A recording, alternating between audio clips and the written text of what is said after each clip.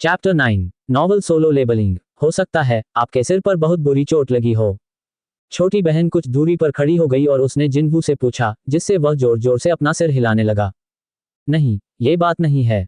भले ही उसने इसका खंडन किया, जिनवू के छोटे बहन सियोंग जिना की नजरें संदिग्ध रहीं। क्या तुम सचमुच ठीक हो? हाँ, मैं तुमसे सच कह रहा हूँ। जिनाह ने चुपचाप अपनी निगाह जिनवू पर घुमाई, इससे पहले कि वह करीब आती, जबकि उसकी सांसें असमान क्रोधित हो गईं। और फिर जैसे ही जिनवू ने रक्षात्मक मुद्रा अपनाई, उसने उसे सभी असुरक्षित हिस्सों में मुक्का मारना शुरू कर दिया। मैंने तुमसे कहा था कि चोट खाना बंद करो। तुम्हें अंदाजा है कि मैं कितना चिंतित थी। उद्धरण चिन्ह डॉट। मुझे माफ करना, अन्य लोग तो ठीक हो जाते हैं, लेकिन ऐसा कैसे होता है कि केवल आप ही हर समय आहत होते हैं? जिनाह के घूंसे के पीछे की ताकत धीरे धीरे खत्म हो गई। वह जल्द ही रुक गई और जैसे ही उसका सिर नीचे गिरा, रोने लगी। जिनवू ने धीरे से अपनी सिसकती हुई बहन की पीठ थपथपाई। मैं इस बच्ची को अकेला छोड़कर मरने के बारे में सोच रहा था, है ना? कितनी राहत की बात है कि वह जीवित बाहर आ गया। जब उसने पीछे मुड़कर देखा, तो उस समय आसान मौत के बहुत सारे साधन मौजूद थे। यह ऐसा था मानो उसने किसी भयानक दुष्स्वप्न का अनुभव किया हो। जिनवू की नजर हवा में तैरते शब्दों की ओर थोड़ी थोड़ी गई। आपके पास कई अपठित संदेश हैं।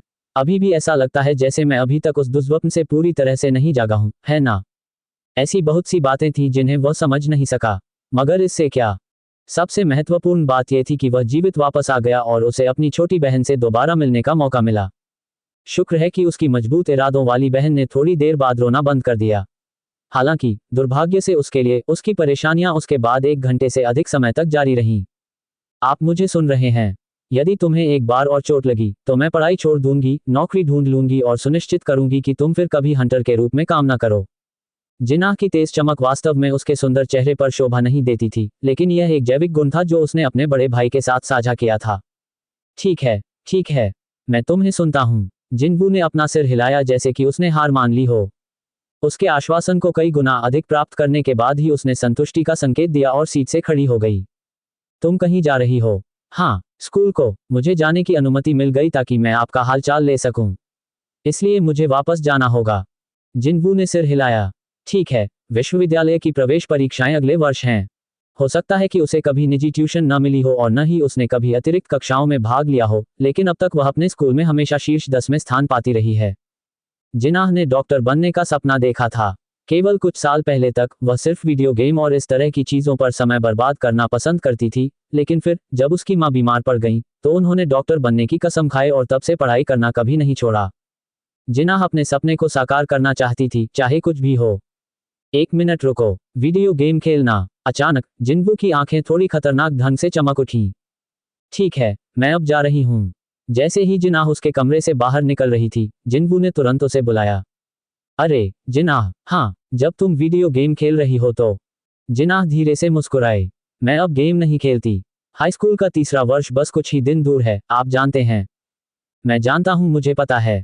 हालांकि मैं तुमसे कुछ पूछना चाहता हूँ। सच में? हालांकि मुझे नहीं पता था कि। जिनाह ने अचानक एक गहन रुचि प्रदर्शित की, क्योंकि एक समय में जिस विषय के साथ वह गहराई से घनिष्ठता रखती थी, उसे सामने लाया गया। जिनवू ने हवा में अभी भी तैर रहे संदेश पर एक नजर डाली और उससे पूछा, जब किसी गेम में अपठित संदेश हों, तो मुझे उन तक कैसे पहुंचना चाहिए? आपको पहले मेल बॉक्स खोलना होगा। मुझे मेल बॉक्स खोलना है। जैसे ही जिनवू ने खुला शब्द कहा, एक स्पष्ट बीप उसके सिर में घुस गई और छिपे हुए संदेश स्वयं प्रकट हो गए। 2 अपठित संदेश हैं। खिलाड़ी बनने पर बधाई। दैनिक क्वेस्ट, मजबूत बनने की तैयारी अब उपलब्ध है। जिनवू उज्ज्वल रूप से मुस्कुराया। अंत में अपने बड़े भाई का रंग अचानक इस तरह चमकता हुआ देखकर जिनाह को लगा कि कुछ गड़बड़ है और उसने तुरंत उससे पूछा, क्या चल रहा है? ये कौन सा खेल है? आपको मेरी मदद की जरूरत है। जिनवू ने दृढ़ता से अपना सिर हिलाया। नहीं, कोई जरूरत नहीं। मैं इसे अकेले ही करूंगा। यदि उसका भाई उसे बताए कि इस समय उसके साथ क्या हो रहा है तो उसकी क्या प्रतिक्रिया होगी? मैं वास्तव में नहीं चाहता कि वह मुझ पर आवारा का लेबल लगाए। जिनवू ने कुछ समय के लिए वह बातें वापस निगल ली जो वह कहना चाहता था। उसे बाहर देखने का नाटक करते हुए जिनवू ने उसके लिफ्ट पर चढ़ने की पुष्टि की और जल्दी से अपने कमरे में लौट आया। मैं वही गलती दोबारा नहीं दोहरा सकता। क्लिक करें। चश्मदीदों को उस पर हमला करने से रोकने के लिए उसने दरवाजा भी बंद कर दिया। अपनी तैयारी पूरी करके जिनवू बिस्तर पर बैठ गया और पढ़ने के लिए उपलब्ध संदेशों के शीर्षक पढ़ने लगा। खिलाड़ी बनने पर बधाई। दैनिक क्वेस्ट, मजबूत बनने की तैयारी अब उपलब्ध है।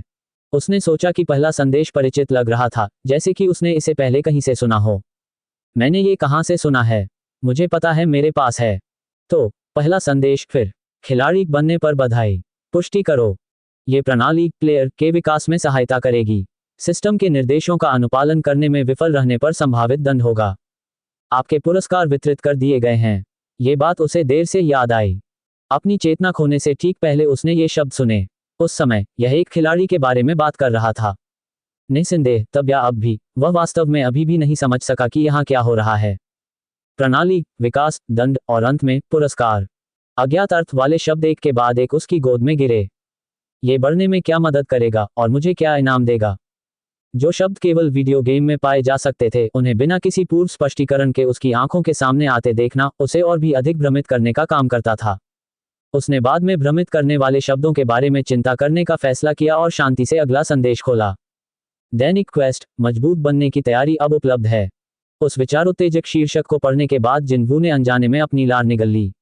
उसका दिल प्रत्याशा में तेजी से धड़कने लगा। पुष्टि करो। दैनिक क्वेस्ट, मजबूत बनने की तैयारी।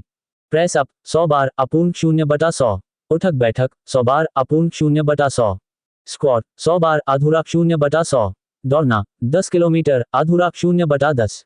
चेतावनी, दैनिक कार्य पूरा न करने पर उचित स्तर की सजा दी जाएगी। संदेश की सामग्री की पुष्टि करने के बाद जिन्वू ने आश्चर्य से हंसते हुए कहा, सच में यार, क्या ये निराशा के भाव होने चाहिए? सोचने के लिए, जो भव्य ध्वनि वाला डेली क्वेस्ट था, जिसका शीर्षक मजबूत बनने की तैयारी था, वह उसके शरीर को प्रशिक्षित करने के लिए शारीरिक अभ्यासों की एक सूची से ज्यादा कुछ नहीं था। ठीक है, निश्चित रूप से, यदि उसने वैसा ही किया जैसा खोज ने कहा था, तो उसका शरीर थोड़ा सख्त हो सकता है। क्या सिस्टम इसी विकास और पुरस्कार की बात कर रहा था? अब मैं इसके बारे में सोचता हूँ। उसे अतीत में किसी किताब का एक उद्धरण, आंतरिक समस्या वाले व्यक्ति को आंतरिक आवाज पर ध्यान देना चाहिए, पढ़ना याद आया। दूसरे शब्दों में, वह वही देख पाएगा जो वह देखना चाहता है। अंततः वह कितनी शिद्दत से मजबूत बनना चाहता था कि उसे यह मूर्खतापूर्ण मतिभ्रम देखने को मिला। हालांकि यह मजाकिया था, लेकिन उसे अंदर से थोड़ा अकेलापन भी महसूस हुआ। अगर कोई इन अभ्यासों को करके मजबूत बन सकता है, तो इतनी कठिनाई से गुजरने को कौन तैयार होगा? जिन्वू ने अपना सिर हिलाया। उसने अचानक सोचा कि विज्ञापन मतिभ्रम से जुड़े अपने कई सवालों के जवाब खोजने के लिए वह मूर्ख था। मुझे अब कोई परवाह नहीं है। जिन्वू बिस्तर पर फैलकर लेट गया। वह निःशब्दतापूर्वक छत की ओर देखता रहा। वह कोई महत्वपूर्ण कार्य नहीं कर रहा था, फिर भी समय बीतता रहा। जैसे ही उसे अपने अस्पताल के कमरे में शांति का बोझ महसूस होने लगा, जिन्वू ने अचानक अपना धड़ बिस्तर से उठा लिया। पर क्या? अगर कुछ बदल सके तो क्या होगा? चूंकि उसके विचार आधे अनिश्चित अपेक्षा से और आधे असंबद्ध जिज्ञासा से भरे हुए थे, वह सोचने लगा कि क्या उसे कम से कम इसे आजमाना चाहिए। खैर, वैसे भी मेरे पास खोने के लिए कुछ नहीं है। इसे ना आजमाने का कोई कारण नहीं होगा, अगर वह इसे अपनी मांसपेशियों को फैलाने के लिए हल्के वर्कआउट या कुछ और के रूप में मानता है। उसने अपना मन बना लिया। अच्छा, चलो यह कोशिश करते हैं। जिन्वू बिस्तर से उतरा और खुद को थोड़ा फैलाया, फिर बिस्तर के कोने पर झुक गया और धीरे धीरे प्रेस अप किया। 1 2 3 गिनती 1 से शुरू हुई और तेजी से ऊपर चढ़ गई। 97, 98, 99, 100। जब से उसने ये काम शुरू किया, उसने सभी 100 करने का फैसला किया, लेकिन उसकी उम्मीद से बिल्कुल अलग। जब उसका काम पूरा हुआ तो कुछ नहीं हुआ। उसकी बाहों में बस थोड़ा सा दर्द हो रहा था, इसके अलावा। मैं आखिर क्या कर रहा हूँ? जिन्वू असहाय होकर मुस्कुराया और सीधा खड़ा हो गया। खिलाड़ी बनने पर बधाई पढ़ें। दैनिक क्वेस्ट, मजबूत बनने की तैयारी अब उपलब्ध है। पढ़ें। संदेशों को अब पढ़ा गया के रूप में चिन्हित किया गया था। उसके विचार में अपठित संदेशों के कोई और शब्द सामने नहीं आ रहे थे, और उसे अब इस मतिभ्रम का मजाक उड़ाने का भी मन नहीं था। दूसरे शब्दों में, उसके पास ये पर्याप्त था। जिन्वू ने बिना पछतावे के मेल बॉक्स बंद कर दिया। जिन्वू ने लंबी जम्हाई ली और वापस बिस्तर पर चढ़ गया। उसे नींद आ रही थी, मानो उसने बहुत जोर लगा दिया हो। खिड़की के बाहर का आसमान पहले से ही सूर्यास्त के रंग में रंगा हुआ था। पहले ही बहुत देर हो चुकी है। मॉनिटरिंग डिवीजन के एजेंटों ने पहले कहा था कि उसकी अस्पताल की फीस एसोसिएशन द्वारा वहन की जाएगी। उसने सोचा कि अपने शरीर की पूरी जांच करने और पहले डॉक्टरों से सब कुछ स्पष्ट करने के बाद जाने में देर नहीं होगी। ऐसा सोचते हुए जिन्वू आराम से लेट गया। मुझे यकीन है कि ये मतिभ्रम और अजीब बातें जो मैं सुनता हूँ, अंततः समय के साथ दूर हो जाएंगी। उसकी पलकें धीरे धीरे बंद हो गईं, और जिन्वू गहरी नींद में सो गया। यहाँ तक कि जब जिन्वू धीरे धीरे अपने आप में खर्राटे ले रहा था, तब भी दीवार के पास लटकी घड़ी की सुइयां दूर दूर तक बजती रहीं। सुइयां तब तक घूमती रहीं जब तक कि उन्होंने रात 11 घंटे 59 मिनट 57 सेकंड का संकेत नहीं दे दिया। टिक टिक टिक, 58, 59, 60। ठीक 12 बजते ही सुइयों ने हिलना बंद कर दिया। आप दैनिक खोज को पूरा करने में विफल रहे हैं। आपको एक निर्धारित अवधि के लिए जुर्माना क्षेत्र में स्थानांतरित कर दिया जाएगा। जिस हिंसक झटके से उसका पूरा शरीर हिल गया, उससे जिन्वू की आंखें खुल गईं। जिन्वू सीधा बैठ गया और बिस्तर के किनारों को पकड़ लिया। झटका इतना भयानक था कि वह अपना संतुलन नहीं बना सका। जैसे जैसे सेकंड बीतते गए, झटके उत्तरोत्तर बदतर होते गए। तभी ऐसा हुआ। पाउडर में बदलने वाली और फर्श पर गिरने वाली चीजों के लिए बिस्तर पर लगी स्टील की छड़ों में से एक, जिसे उसने प्रिय जीवन के लिए पकड़ रखा था, अचानक टूट गई। नहीं, ये टूटा नहीं बल्कि बस गायब हो गया। जिन्वू ने जल्दी से उसकी हथेली की ओर देखा। वहां कोई स्टील की पट्टी नहीं, सिर्फ रेत के कण हैं। रेत, पाउडर में बदलने वाली और फर्श पर गिरने वाली चीजों के लिए। दूसरी स्टील की पट्टी भी रेत में तब्दील हो गई। इसी बीच भूकंप और भी भयंकर हो गया। अंत में जिन्वू को बिस्तर से उतार दिया गया। वह अस्पताल के पूरे कमरे में उछल कूद करने लगा और चिल्लाने लगा। जब ऐसा हो रहा था तब भी कमरे के भीतर की चीजें एक एक करके रेत में बदल रही थीं। जिन्वू को उड़ा दिया गया और बिना किसी समारोह के जमा कर दिया गया। उसे अपनी उंगलियों पर कुछ नर्म महसूस हुआ। वे रेत के अति सूक्ष्म कण थे। और शापित भूकंप रुक गया था। जिन्वू ने अपने मुंह से रेत उगल दी और जल्दी से अपना सिर ऊपर उठाया।